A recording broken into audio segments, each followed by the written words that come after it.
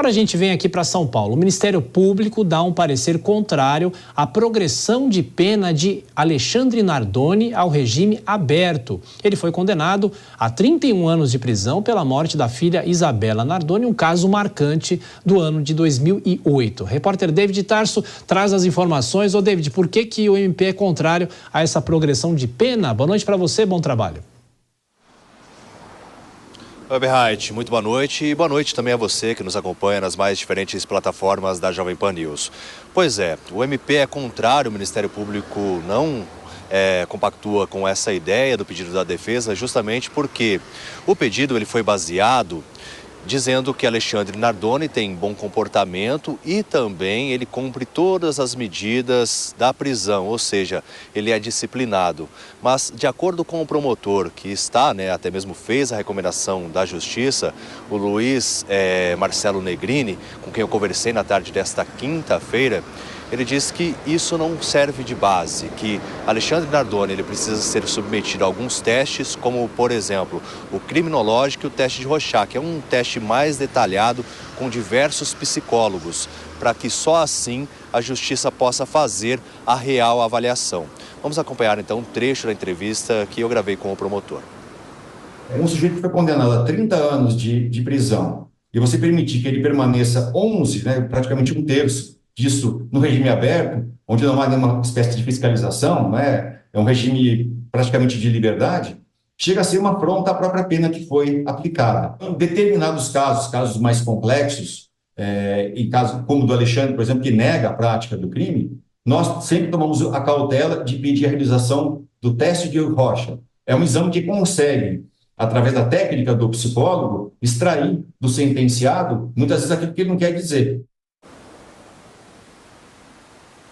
Pois é, pesa também contra Alexandre Nardoni que ele nunca confessou o crime e até mesmo tem sinais de que não demonstra arrependimento. Nós conversamos nesta tarde também com a Ana Carolina Oliveira, a mãe da menina Isabela, que infelizmente foi morta, chocou todo o país lá no ano de 2008, mais especificamente no dia 29 de março de 2008. E claro que esse pedido do Alexandre Nardoni para que ele possa migrar de regime do semiaberto para o aberto, ou seja, ele estaria em liberdade, tendo que cumprir apenas algumas medidas, como por exemplo, não circular pela rua a partir das 8 horas da noite até as 6 horas da manhã, não frequentar bares, não consumir bebidas alcoólicas em público, enfim, só algumas restrições, mas que muitas vezes até são descumpridas por falta de controle, por falta de realmente haver uma visualização sobre essas medidas. E ela se sente revoltada e indignada com esse pedido e não é para menos. A gente também separou um trecho dessa entrevista para que você possa acompanhar em detalhes. A pessoa não cumprir nem metade daquilo que lhe foi programado para pagar. Então você vê a pessoa em liberdade. Então, você se sente desrespeitado, você sente que o seu filho, não tem importância nenhuma. Porque pode não ter importância para um juiz, mas ela tem importância para mim. É muito difícil para mim e para as outras pessoas que passam por isso. Então, o meu maior desejo é que isso seja revisto.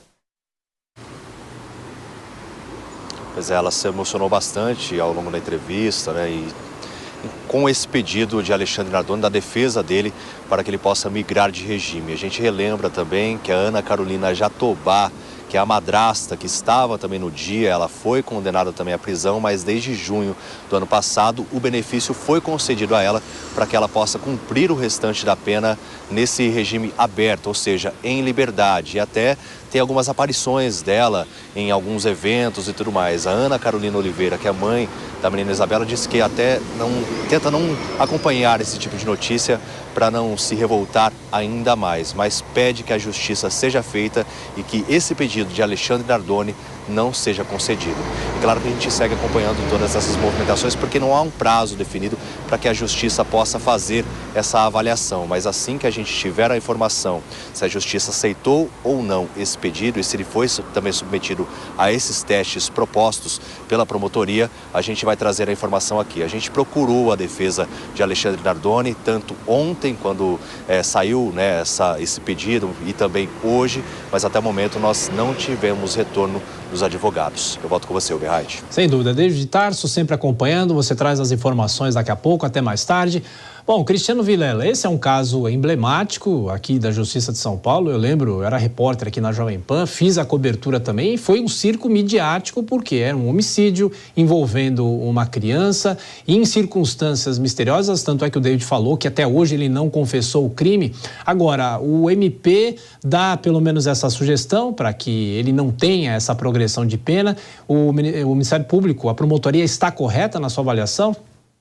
Olha, eu vejo que sim. Eu vejo que é um caso realmente muito emblemático e que houve uma prática de um crime brutal. Nesse sentido, não é qualquer circunstância, como um crime de menor porte, por exemplo, de menor potencialidade, que pode levar a algum tipo de diminuição, algum tipo de benefício durante a execução da pena.